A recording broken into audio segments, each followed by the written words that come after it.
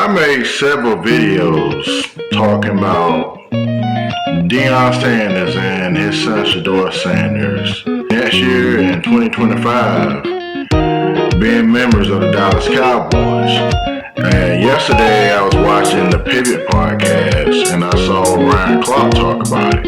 And I was like, well, I'm glad to see somebody else talking about it. I don't know whether he saw one of my videos or, he just saw the writing on the wall just like I saw it, man. It's obvious what the Dallas Cowboys are trying to do moving forward by not giving Dak Prescott a contract extension. Now, let's take a look at what Ryan Clark was discussing about Shedeur Sanders and Deion Sanders on the Pivot podcast yesterday.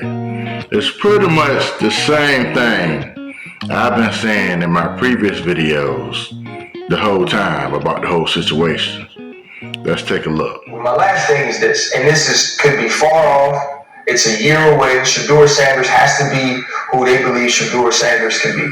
There's a quarterback that plays for the Dallas Cowboys who is going on the last year of his contract. He's scheduled to earn $50+ million. His cap hit is up higher than some teams' top 3 players, right?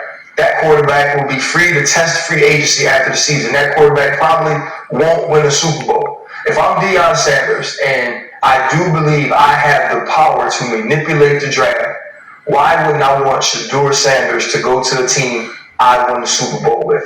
Why would I say to myself, if I want my son to be the biggest star in the world, and I believe he has the talent to do so, why wouldn't he play for a place that could make a star of anybody who plays that position?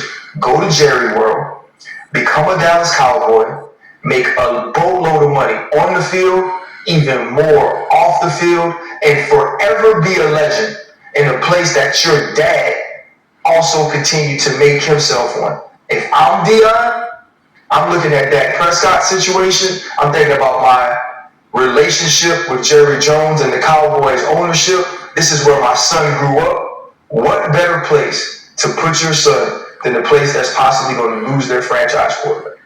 Now, Ryan Clark hit on the same points that I hit on. Shedeur Sanders is from Dallas, and it make all the sense in the world. Why wouldn't Deion Sanders coach the Dallas Cowboys if Jerry Jones come to him with a good offer, a good contract, and if they draft Shedeur Sanders? Why wouldn't he come to Dallas and possibly get a chance to draft Travis Hunter, who don't want an opportunity to control their own fate, man, and the fate of their kids, and put them in the best position as possible to succeed in any walk of life? And if Deion Sanders, he has that opportunity, why not take full advantage of this? See, Deion Sanders, he's an all-time great football player, businessman. Why wouldn't Shedeur and Travis and his son Shiloh, take his advice? And I feel like it will be one of the biggest stories of all time, sports stories, if the Cowboys would hire Deion Sanders, draft Shedeur Sanders, and maybe even get, what's the other kid named? Shiloh Sanders. Get him as well, because I'm pretty sure he's coming out in the draft as well. And he's a good, strong safety. He's hard-hitting, he's physical. I like Shiloh. So to have all his children come play for a team again, an NFL team that he's coaching, that'd be the perfect opportunity. Why not? He's moving up the scales. I see this as a win-win for Deion Sanders. They hired him as the coach of the Dallas Cowboys. It ain't like he couldn't never get, if that situation with the Cowboys don't work out, if he get hired, it ain't like he'll never get a head coaching job again in college. He pretty much, to me, proved this point in college. You know, so it makes all the sense in the world to me, you know, for Dallas to hire Deion Sanders. Mike McCarthy's, you know, they didn't understand his contract. They understand Dak Prescott contract. The coach Mike Zimmer, they just hired him, the defensive coordinator, to a 1-year contract. I mean, it's one and done in Dallas this year for a lot of players and a lot of coaches. It's one and done. And if the Dallas Cowboys don't succeed next year, I can see Jerry Jones making the necessary moves and changes and possibly hire Deion Sanders and try to go out to Shedeur Sanders and try to get a Travis in the draft and Shiloh Sanders as well. Like I said, I have made several videos talking about this. And I know I'm one of the only ones, you know, that made a video talking about this whole scenario. I'm one of the first ones, if not the first one, to talk about Deion Sanders going to the Cowboys, Shedeur Sanders, the whole Sanders family. I'm like the first one. And I'm glad to see now, you know, I don't know if, you know, other analysts watch my video or they getting it from me or if they just coming with this on their own, because if you really look at the situation, the writing is on the wall, man. I mean, I think even a blind man, you know, can see this. You know, not trying to be funny, but I mean, the writing is on the wall. The opportunity is there. And I feel all the Dallas Cowboys got to do is take advantage of it.